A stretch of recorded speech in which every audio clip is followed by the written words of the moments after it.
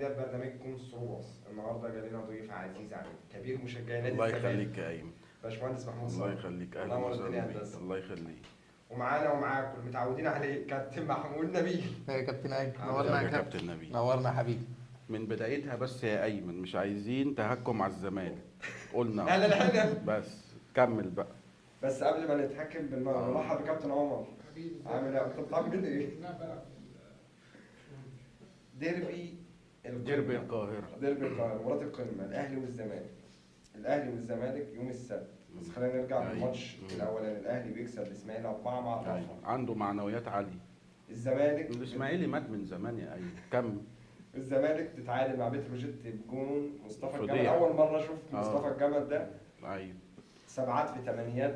هو هيجي الماتش الجاي هيموت في الملعب مش هيلعب. يعني هو بتشوف من اللاعب المصري كده مهاره ايه كده فرقعه، وبعد كده فين محمود الجمل؟ ما فيش. مصطفى الجمل مش موجود. في قدام الأهلي والزمالك بس وخلاص انتهى. بس الجون يا جدع لمست. هو جميل، عمل حركه زيدان ودونجا طبعا. انا في لعيبه كده بسميهم الهجاصين. يعني دونجا الزمالك يكسب يقوم جايب الكاسيت او البتاع اللي هو بيغني بيه ده ويطلع بقى ايه يعمل حركتين شو اصل لازم يبقى لاعب في الاهلي كده ولاعب في الزمالك كده. شفت الاحتفال عشان التحفيل وشغل تحس انه بيدور على احتفال مش عارف يعمل ايه، عملهم كلهم مره واحده. شغل قله الادب ده في الملعب ما بيلعبوش كوره. يعني الزمالك ان شاء الله الزمالك هيكسب. هيكسب. هو بيدعي فرقته يا عم انت. اصل ده ماتش بيبقى له ظروف خاصه. يعني ما بيعتمدش على الماتشات اللي قبل. ممكن ساعتها الزمالك فايق شويه في الملعب يكسب. بمدرب جديد ومدرب جديد بنبدلهم زي الشرابات كل يوم. كل يوم نجيب مدرب ونمشي مدرب كل يوم. يعني بالتغييرات دي كلها وبرضه مقتنع انه كان هو الزمالك والاهلي بيمشوا بنظام ايه؟ الماتش الواحد. يعني تلاقي الاهلي مثلا خسران مثلا ماتشات كتير ويجي ماتش بقى عليه ضوء كتير تلاقيه مولع في الملعب واللعيبه بتطلع نار من بقها. والله يعني بيلعبوا الماتش قطعه قطعه. ده عيب الدوري المصري، بيلعبوا بالقطعه. يعني الزمالك كتير قوي تلاقيه لاعب ماتشات جامده ومدخل اجوان كتير والماتش اللي بعده خسران وما بيلعبش. ما عندوش مستوى ثابت. انت متفق برضه مع محمود نبيل، متفق مع محمود صالح ان الزمالك برضه هي ماتش مختلف؟ انا متفق ان احنا ما عندناش كوره في مصر. ما فيش يا ابني يعني خلينا ما نضحكش على بعض. تقول لي ما نضحكش على بعض. بقعد على القهوه اشرب 60 كوبايه شاي واتفرج على الماتش ان الاقي كوره ما فيش. بيموتوا في الملعب. يعني امام عاشور يتخبط في رجله يقع ساعتين وبعد ما يقع يلعبوا الفاول يقع تاني. بس فورمه جامده السنه. هو فورمه ما انتوا واخدينه من عندنا. عمالين تنطوا على العشه بتاعتنا كل يوم. بس بيقول لك لسه ما جابش فرقته مع يا راجل ده جاب لا مش عارف الفورمه بتاعته. خلينا متفقين. ما تقوليش بقى الاهلي مفيش عنده كورة لعيبة في وبتاع. مصر. مفيش كوره في مصر ولا ملاعب. يعني ولا لعيب ولا ملاعب. دي منظر ملاعب. شفت استاد الاهلي؟ شفت استاد بس السلام. فين الكوره لسه هيتعمل استاد الاهلي. ماشي بقول لك شفت ماشي ولا كوره ولا لعيبه ولا آخر- مدربين ولا اداره ولا ادارات ولا اتحاد كوره ولا اخر أي حاجة. كوره في مصر يا ايمن استمتعت بيها بعد 2011 ما بقاش في كوره تاني. من بعد الثوره. من بعد سيبك من الثوره ما دخلناش في حاجات وحش. مش قصدي يعني من بعد التاريخ ده فعلا ما بقاش في كوره في مصر. واللاعب الوحيد اللي كان من ريحه زمان شيكابالا وعبد الله السعيد وخلاص ايه شطبوا. ما فيش لعيبه من الاهلي يعني. ما هو بقول لك ما هو الاهلي ما فيهوش عواجيز. أيوة هو كان عبد الله هو السعيد. فين هو كان عبد الله من عندنا ما هو بقول لك عبد الله السعيد. ما انا بقول لك من ريحه جبناه بعد ما ركبه وقعت. اسكت يا ايمن. احنا بنجيب لعيبه منتهي. بس عامة كمقارنة ما بين الفرقتين الأهلي أعلى. الأهلي أعلى. هي بتبقى ظروف خاصة. بس ظروف خاصة. بتبقى ظروف خاصة. ممكن الكابتن مصطفى شلبي يقلب نيمار فعلا وتلاقيه خلص الماتش. اصل الماتش في نجوم كده بتتصنع في الماتش ده. أيوة فعلا. ما بتشوفش تاني. بس هي بتبقى مثلا في ايه دلائل ان الدنيا افضل. في مؤشرات ان الاهلي فعلا هو ظروفه احسن وماشي كويس ومستقر وادارته مستقره. الزمالك ملخبط بس في الماتش نفسه ما تعرفش ايه اللي هيحصل. وما تنساش ان دي فرصه كويسه لبيراميدز ان فرقه من الاثنين انا هيوقع التاني. 4 اهلاويه عايزين ايه؟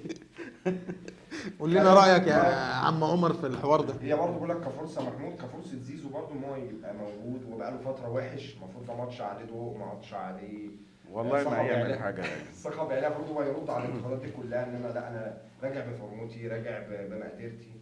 الكلام ده انت شايفه ازاي؟ ما بلاش الكلام عن موضوع الزود ده عشان بيزعل الزمالك. لا انا بقول لك مش اتكلم يا عمر ولا يهمك. ما انت بتقول على زيزو لعيب جامد. انا قلت على زيزو لعيب جامد. كنا بنتكلم من فتره لعيب جامد. زيزو لعيب كويس مش لعيب جامد. مش جامد، انا متفق معاك. لا هو لعيب كويس، هو بس ظهر في الزمالك عشان هم اللي منجمينه، هم اه. نجم الفريق. ما هو ما في فيش. الكوره بتتنقل من لا من قبلها، من ايام بن شرقي وفرجاني هو كان تقيل برضه. لا هو ماشي، هو لعيب جامد هو وكل لعيب حاجة. جامد. هو ظاهر علشان هو الزمالك بيلعب عليه.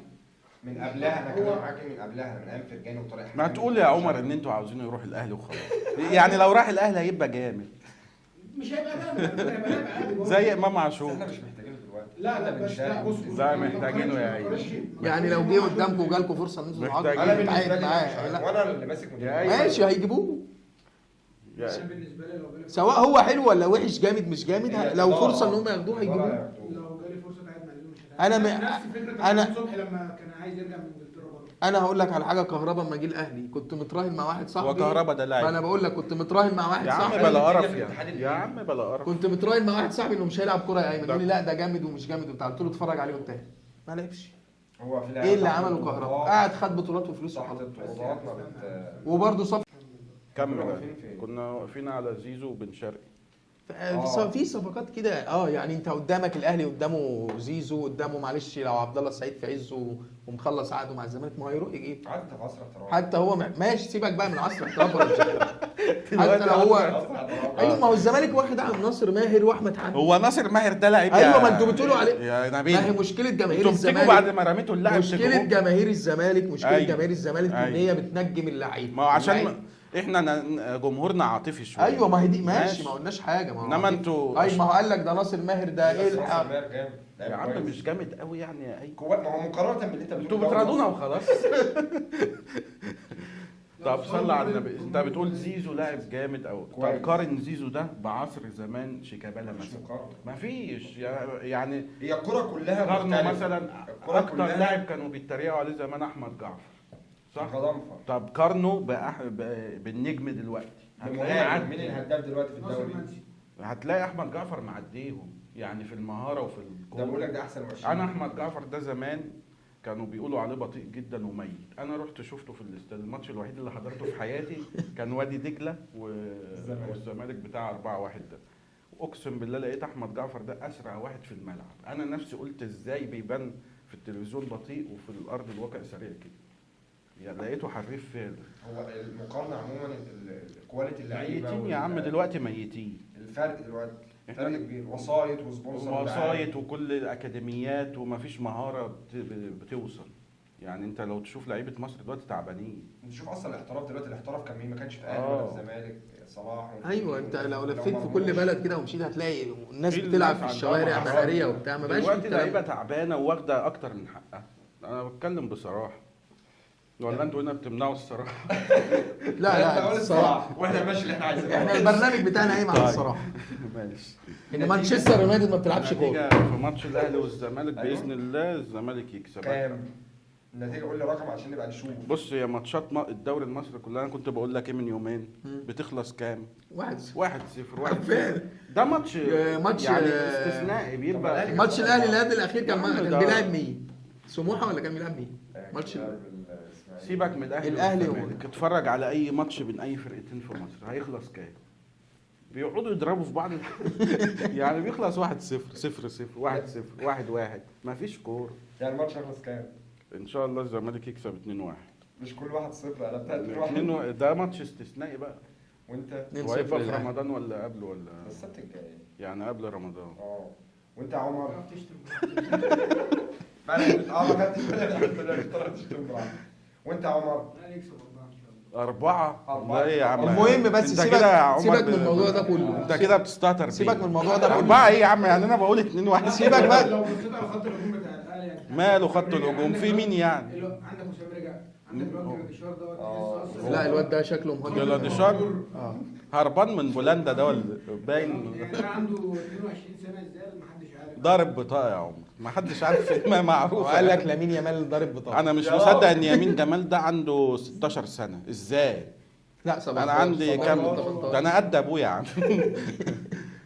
المهم سيبك من ده كله، انتوا طبعا انت والكابتن ايمن هتحضروا الماتش في الاستاد، احتمال ان شاء الله. فعايزين بقى فيديوهات لو الاهلي كسب اغرقك فيديوهات. لا طب وانت في قلب انت الماتش. شايف الشناوي لما يتشاط عليه الماتش الجاي هيصد؟ من مين؟ من اي واحد، هيشط من دونجا؟ من اي من واحد، مصطفى شلبي؟ من زيزو. زيزو اللي بياخد حاجات كده غريبه. هو الشناوي محتاج يتحرك من دلوقتي عشان يصد. هو فعلا الشناوي صحيح قبل الماتش بيقولوا له ان هو لازم معانا بقى يتحرك. بسيرو عارف خبايا الاهلي ده هيظبط. ما كملش يومين. ما هي يعني مش دربكم. هو درب الوحيد اللي دربه موجود معاه في الفرقه عبد الله السعيد، فرحان عشان لقى واحد كان بيدربه.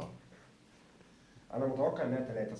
خلينا برضه يا ايمن انا قلت لك بلاش. ما هي توقعاته هي اللي بتصير. يعني انا قلت لك قال لك 3-2 الريال لا، كسب لا، 3-2. يعني الاهلي هيكسب 3-0. 3-1 اقصى حاجه. يا ايمن بكره تشوف يا ايمن. يا عم ادينا. هيطلع عيني بقى يوم الماتش بقى، هيقول لي بقى ايه والتحكيم لا، ومش عارف التحكيم ايه إيه؟ وبتاع. إحنا لو ناس- الاهلي كسب. عادي. عادي. عندنا روح رياضيه. التحكيم في مصر وفي انجلترا بقى الاثنين بقى. لا ده اسبانيا بقى اللي حوار تاني. التحكيم في اسبانيا ممكن تقول عليه موجه، يعني بعد المشكله بتاع ريال مدريد وطلعت شتم. لا صعب مفيش تحكيم. ما فيش لا لو موجه يا عمر لا مش موجه. والله انا أخطاء شايف هنا حكام مصر اخطاء هنا مظلومين. اللاعب الضغط المصري عليه. بيقل ادبه على الحكم بصراحه، بيضغط الحكم. لا بس عندنا لا بس في حكام هو بغض النظر عن غرفه الفار اللي كلها تزوير ماشي مالناش دعوه، بس الحكم المصري والله مظلوم. يعني احنا هنيجي على الحكم ونسيب اللعب الطفش ده؟ هو ده لعب؟ يا عم ماشي، هنشوف الحلقه الجايه ونشوف التوقعات. ماشي هنشوف. انا بقول 2-1 للزمالك. 2-0 الاهلي. 4 ان شاء الله 3-1 ونشوف 3-1. طب اديتنا واحد، ده أنا انت قلت تشكر، أسد ده على- انت تشكر يا ايمن. لو زيزو جاب جول. لو زيزو ماشي ماشي. وكده يبقى وصلنا لنهايه حلقتنا، وشوفونا في حلقه جديده برنامجكم الصعوبات.